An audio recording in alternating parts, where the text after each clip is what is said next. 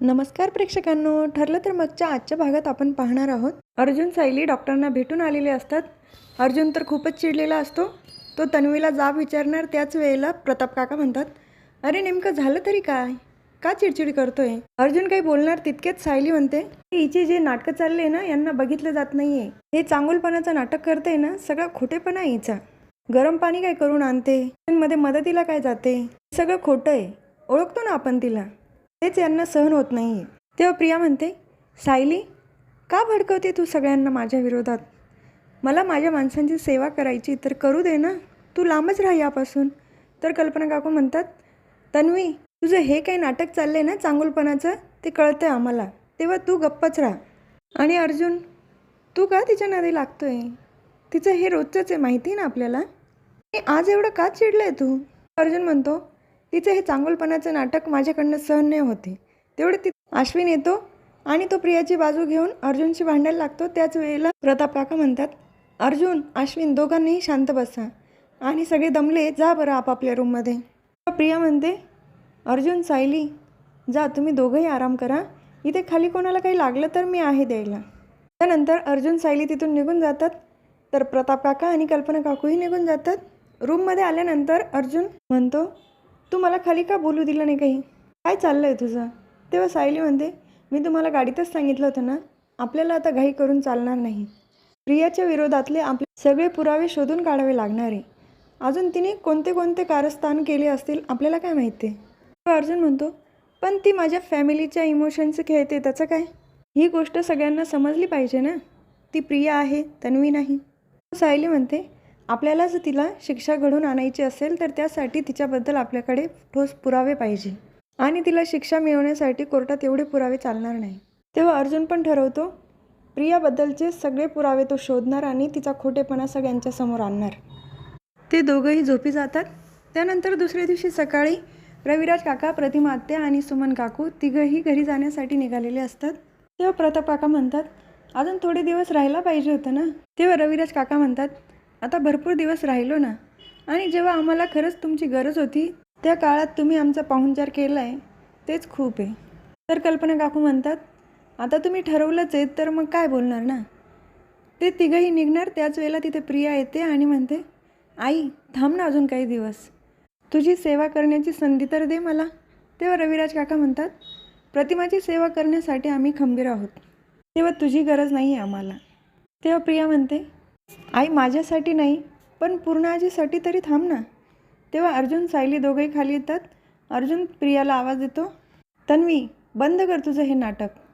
तुला जर एवढी काळजी प्रतिमा आत्याची, मग रक्त द्यायला का नव्हती आली, 1-1.5 तास कुठे भटकत होती. तेव्हा प्रिया म्हणते, अर्जुन मी सांगितलं ना, मला अश्विनने सांगितलेलंच नव्हतं कोणत्या हॉस्पिटलमध्ये यायचं.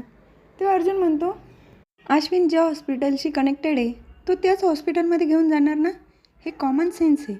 तेव्हा प्रिया म्हणते, अरे पण तू इतर हॉस्पिटलमध्ये पण जातो ना व्हिजिट द्यायला, कसं कळणार मला.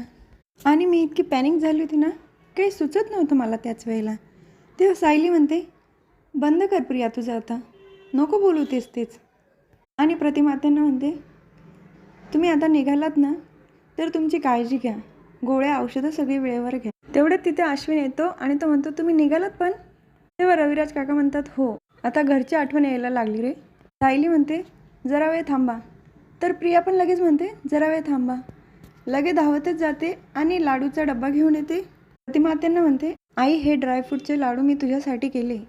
सगळ्यांना हे ऐकून तर विशेष वाटतं की तन्वी एवढी कसं काय बदलू शकते, आणि आठवणीने घेऊन जा बरं काही. तेव्हा रविराज काका म्हणतात, तू दिलेली कुठलीही वस्तू नको आहे आम्हाला, आमच्या घरात न्यायची पण नाही ती.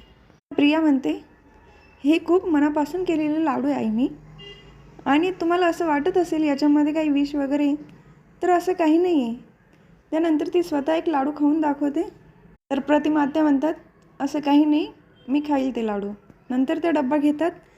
तेवढेच सायली दुसरा डब्बा घेऊन येते. त्यामध्ये नारळाची वडी बनवलेली असते आणि ती प्रतिमा आत्यांना खूप आवडते. त्या पटकन सायलीच्या हातातनं घेतात. वा सायली, नारळाची वडी. तेव्हा सायली म्हणते, तुम्हाला आवडते ना प्रतिमा आत्या, म्हणून मी बनवली. त्या म्हणतात, मी नक्की खाईल सायली. मग सायली तो डब्बा पिशवीमध्ये टाकून देते आणि ते सगळे निघणार. प्रियाने दिलेला डब्बा त्या विसरतात. तेव्हा प्रिया लगे डब्बा उचलून येते. आई, हा आठवणीने घेऊन जाईल लाडूचा डब्बा. तुमचं दोघांचं वागणं बघून मला असं वाटतंय माझं माहेर कायमचं तुटलं आहे. तर प्रतिमा आत्याही काही बोलत नाही. त्यानंतर तिथून सगळे निघून जातात. त्यानंतर अर्जुन सायली रूममध्ये आलेले असतात.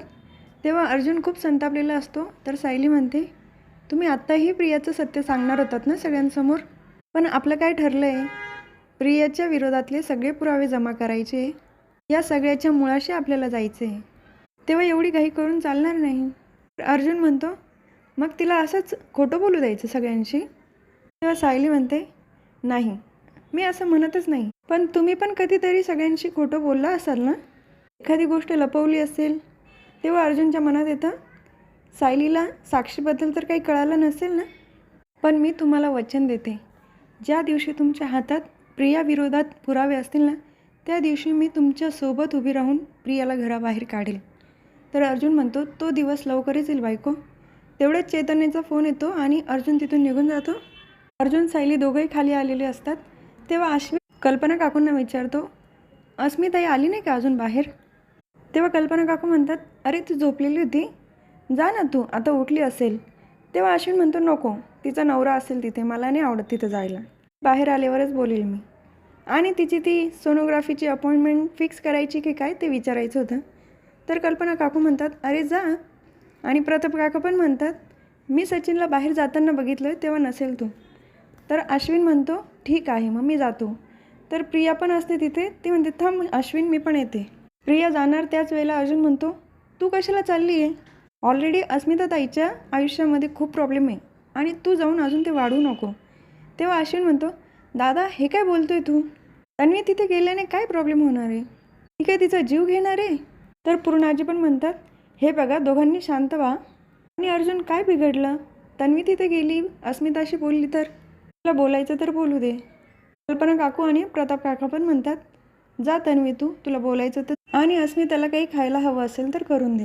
त्यावरून असं लक्षात येतं प्रेक्षकांना, या तिघांच्या पण मनामध्ये प्रियाबद्दल थोडंसं सॉफ्ट कॉर्नर दिसायला लागलं. तर अश्विन आणि प्रिया दोघंही तिथून निघून जातात अस्मिताच्या रूममध्ये. तेव्हा अर्जुन पूर्णाजीला विचारतो, आजी तू का जाऊ दिलं तिला, तुला माहीत नाही का ती तन्वी कशी आहे. तेव्हा पूर्णाजी कल्पना काकू पण म्हणतात, अरे ती जर बदलण्याचा प्रयत्न करते तर आपण तिला एक संधी दिली पाहिजे, त्यामध्ये आता मोडता नको घालायला. तर सायली पण म्हणते, आजी तिच्यावर विश्वास ठेवून अजून तुमचा विश्वासघात करून घेऊ नका. तेव्हा पूर्णाजी म्हणतात, आमचा तिच्यावर विश्वास नाहीच आहे, मला आता फक्त काळजी आहे ती अस्मिताची, ती या सगळ्यातनं बाहेर कशी निघेल एवढाच विचार करायचा आहे मला. तेव्हा अर्जुन पण चिडतो, हे सगळं अस्मिता ताईला कळलं पाहिजे ना, त्या सचिनवर विश्वास ठेवते. तेव्हा सायली म्हणते, ज्या गोष्टी हातात नाही त्याचा विचार कशाला करायचा. तर हा भाग इथेच संपतो. पुढील भागात बघायला मिळतं की प्रिया सदा आणि मैनाच्या घरी आलेली असते आणि त्यांना पैसे देत असते. हे सगळं सायली लांबून बघत असते. तर सायली मनातच विचार करते, प्रिया सदा आणि मैनाला पैसे का देत असेल. प्रिया निघून गेल्यानंतर सायली परत सदा आणि मैनाकडे येते आणि ती विचारते, प्रियाचा आणि तुमचा काय संबंध आहे, तिने पैसे का दिले तुम्हाला. सदा आणि मैना हे दोघंही घाबरलेले असतात. त्यांना कळत नाही की आता काय बोललं पाहिजे. तर हा भाग इथेच संपतो.